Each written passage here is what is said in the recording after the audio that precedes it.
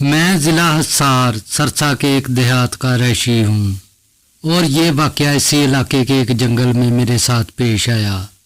मैं गांव वालों की भेड़ बकरियां चुराता था। ये हमारा आबाई पेशा है। एक दिन मैं हस्बे मामूल भेड़ बकरियां जंगल में लेकर गया। एक दरख्त के नीचे चादर बिछा कर लेट गया और भेड़ बकरियों की निगरानी करने लगा। अभी थोड़ी ही देर गुजरी थी कि फ़ज़ा में किसी हाथी की चिंगाड़ गूंजी और बकरियां सहमकर इधर उधर भागने लगी। मैं वो गैर मामूली चिंगाड़ सुनकर बरकी सरहद से उठ खड़ा हुआ। इस इलाके में हाथी का क्या काम? फिर आवाज से लगता था कि वो कुछ जंगली या फिर पागल हाथी है। भेड़ बकरियां सहमकर एक खादार झाड़ी के अकब में जमा होती चली गई। गोया कुदरती तौर पर ये इनका फासी इकदाम था। आसपास दरख्त तो बेशुमार थे, लेकिन कोई भी इतना मजबूत ना था कि हाथी की टक्कर सहार सकता। मेरी समझ में ना आ रहा था कि जाऊं तो कहाँ जाऊं। मेरा जहन इसी शशो पंज का शिकार था कि दफ्तन जमीन यूं थरथरा उठी जैसे जलजला सा आ गया हो। मेरे रहे सहे औसान भी खता हो गए और मैं एक अनजानी सिमत में भाग खड़ा हुआ। कुछ ही दूर गया था कि पीछे से हाथी के वजनी कदमों की आवाज को अपने ताकब में पाया। मैं सिमत बदल बदल कर भागता रहा, लेकिन भला एक पागल हाथी की रफ्तार का मुकाबला क्यों कर किया जा सकता था। स्याह अफरियत मौत बनकर किसी भी लम्हे मेरे सर पर पहुंचकर मेरा चुमर निकाल सकता था, लेकिन शायद कुदरत को कुछ और ही मंजूर था। अचानक वो गुंबद नुमा इमारत वीराने में मेरे सामने यूं आ गई जैसे जमीन से उगाई हो। बज़ाहिर वो मंदिर या किसी मज़ार नुमा इमारत का गुंबद था। दाखिले के लिए एक छोटी सी खिड़की नुमा बेकवार जगह थी। एक पल में मेरा रुख उस जानब हो चुका था। खिड़की नुमा जगह इतनी छोटी थी कि हाथी कोशिश के बावजूद भी इसमें दाखिल नहीं हो सकता था। मैं आंधी और तूफान की तरह इस इकलौते कमरे में जा घुसा। वसत में एक पुख्ता कब्र थी और इसके ऐन ऊपर छत से एक आहनी जंजीर लटक रही थी। अंदर बामुश्किल इतनी ही जगह थी कि मैं एक तरफ खिसक कर खड़ा हो सकता था। कब्र पर खड़ा होना मुझे गवारा ना था। हाथी भी चंद लम्हों की तखीर से मेरे सर पर पहुंच गया। सद शुक्र का मकाम था कि वो गुंबद नुमा इमारत मजबूत पत्थर की थी, वरना हाथी एक ही टक्कर में से जमीन बोस काट डालता।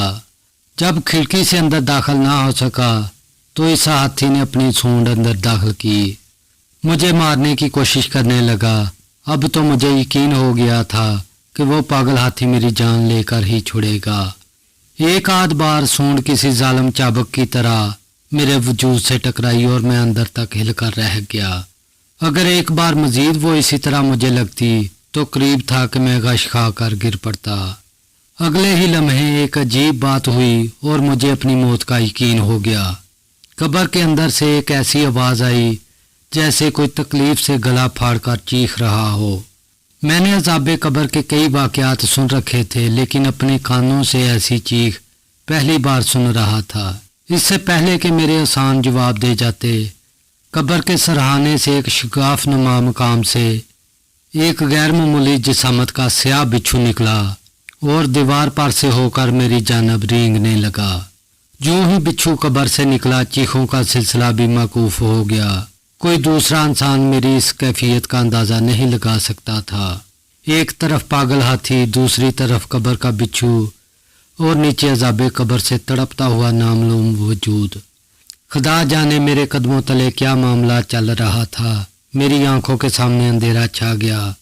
जब कुछ ना सूझा तो छत से लटकती जंजीर को थामकर फ़ज़ा में झूल गया और अपना वजूद इस हद तक सिमट लिया कि सूंड और बिच्छू दोनों की ज़द से दूर हो जाऊं।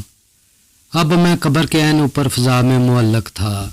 जैसे हाथी की सूंड चक्कर काट कर दीवार से टकराई, स्याह बिच्छू इसकी जद में आ गया। मालूम नहीं बिच्छू का क्या बना, लेकिन अगले ही लम्हे हाथी बेदम होकर जमीन पर आ गिरा।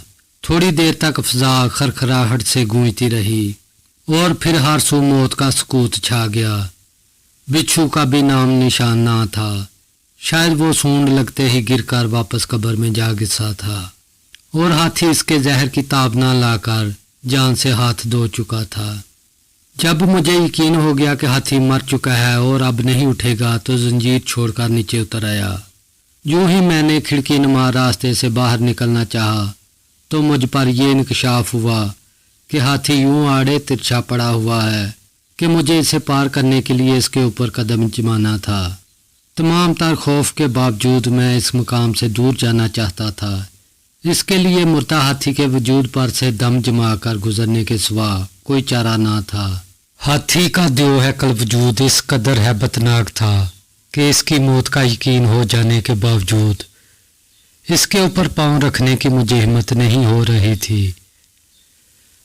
चारों न चार मैंने हिम्मत जमा करके इस पर पांव रखा और आगे जाने के लिए दबाव डाला ही था कि मेरा पांव इसके वजूद में यूं उतर गया जैसे गोश्त पोश्त की बजाय हाथी का वजूद मोम से बना हुआ हो।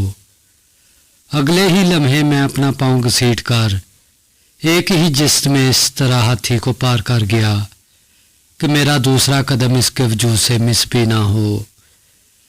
लेकिन इस एक लम्हे में मुझ पर जो क़यामत बीती वो क़यामत तक के लिए मुझे नमूना इबरत बना गई। मैं आज भी अपनी टांग पर नज़र डालता हूँ तो वो सारा मंजर मेरी आंखों से यूं ताज़ा हो जाता है जैसे कल की ही बात हो। इतना कहकर इसने अपनी दाईं टांग से धोती का पल्लू ऊपर को सरकाया और देखने वालों ने बेख्तियार अपनी आंखें बंद कर ली। घुटने से टखने तक गोश्त का नामो निशान तक ना था।